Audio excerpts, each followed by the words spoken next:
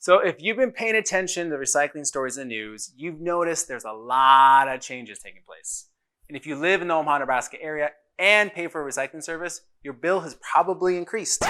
Say what? Our company, Hillside Solutions, is an eco-friendly waste hauler in the Omaha area. So we're knee-deep in this conversation every day. So I'm here to give you some insider info on why costs have risen, what you can do to help, and how you might save money with all these changes. So why is recycling more expensive now? When the recycling industry first started, it was created on the assumption that recycling centers would always be able to sell collected materials for a profit. And for a long time, they did. Ah, the golden age. But that's changed. Why is that?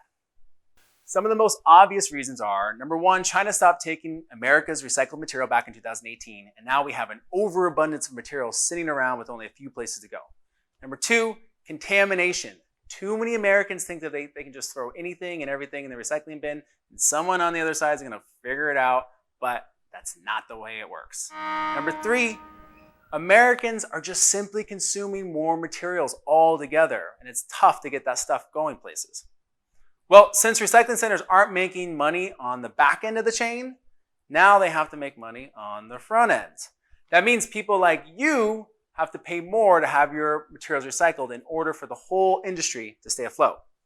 The good news is that there are some things you can do to help. Number one is learn how to recycle right. When you send cleaner and better materials to a recycling center, it just takes less labor to sort through it, and materials have a higher value. Number two, buy products that use recycled material. So if you have the option of buying toilet paper from Nutries or toilet paper that uses recycled paper, always use the recycled option. The more we do this and the more companies make these types of things, the better for everybody. And lastly, and I need you to repeat after me, do not stop recycling. While the recycling industry is in a funk, good old American ingenuity and entrepreneurialism is going to kick in and get your materials moving again. Hello? Anyone want to buy a crap ton of plastic for next to nothing and make something out of it? Which leads us to, how can you save some money? Okay, my tip, first one is right sizing. That means making sure you have the right size container and the right frequency of pickup. Because if you can reduce either, you'll save money.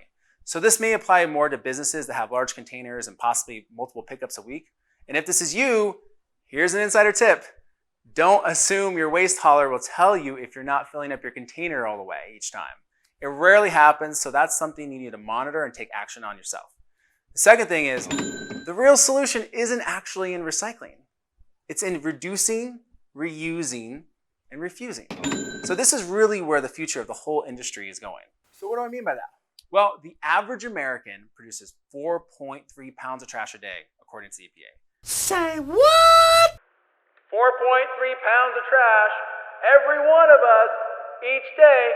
Just think about that. So how much of that 4.3 pounds is actually necessary? Well, it turns out not as much as you may think. And here's the beauty of that.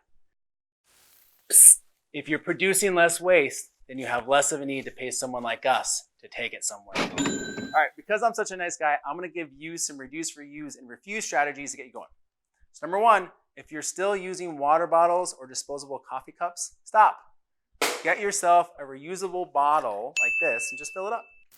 Number two, if you're still using plastic bags, stop. Just make a habit out of always bringing a reusable bag. And three, when it comes to produce, many grocery stores have bagged and unbagged items. Like I can buy potatoes from a plastic bag or I can just pick them off the shelf. So just refuse to buy potatoes in a plastic bag. The point is that if you take a look at what you produce, there's some really easy changes you can make, which in turn can save you some money. So it's important to remember that what's happening in the Omaha area isn't unique to us. Recycling centers around the country are making similar changes just to stay in business. Between the compiling effects of climate change, the accumulation of plastic litter around the world, and the rising price to do the right thing, we're now living in an age where we're dealing with the consequences of our overconsumption. But that doesn't mean all hope is lost. It just means that we need to support businesses that produce less waste and use recycled material, learn how to recycle right and do some right sizing, and make easy changes in our own life to reduce, reuse, and refuse. And that's it. We hope you learned something new, and if you like what you heard here, please share this video and be sure to check out some additional links below on how to recycle right and reduce your own waste. Thanks.